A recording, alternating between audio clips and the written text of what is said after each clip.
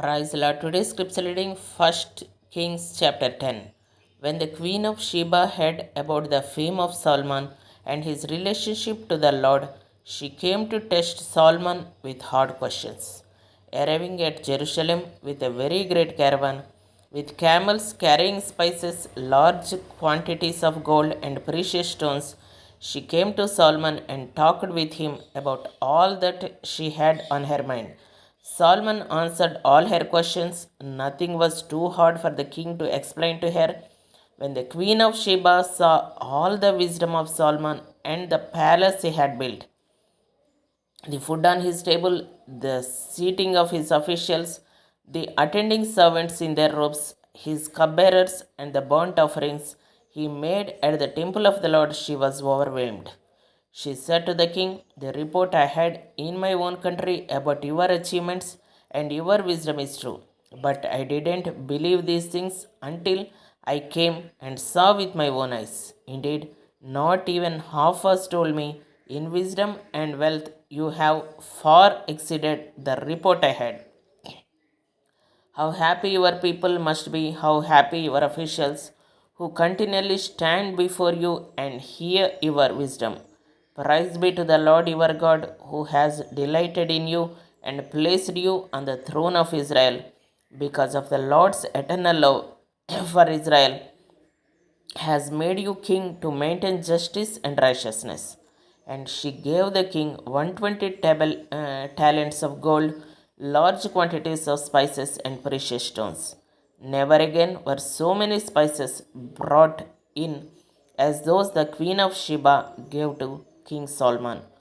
Hiram ships brought gold from Ophir, and from there they brought great cargoes of almug wood and precious stones. The king used almug wood to make supports for the temple of the Lord and for the royal palace, and to make harps and lyres for the musicians. So much almug wood has never been imported or seen since that day. King Solomon gave the queen of Sheba all she desired and asked for, besides what he had given her out of his royal bounty. Then she left and returned with her retinue to her own country.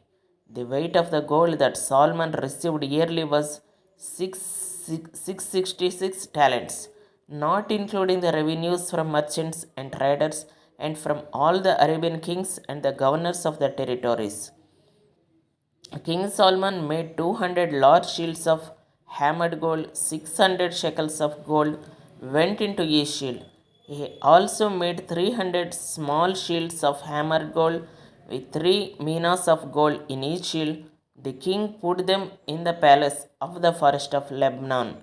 Then the king made a great throne covered with ivory and overlaid with fine gold. The throne had 6 steps, and its back had a rounded top. On both sides of the seat were armrests, with a lion standing beside each of them.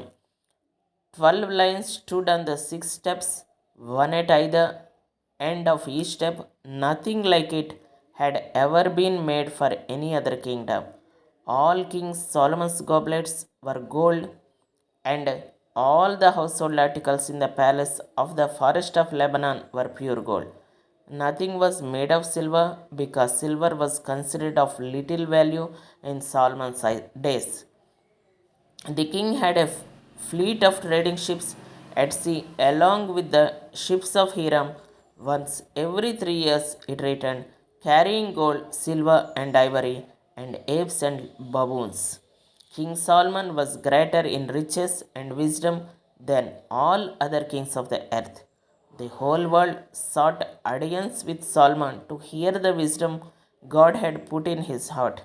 Year after year, everyone who came brought a gift, articles of silver and gold, robes, weapons and spices, and horses and mules.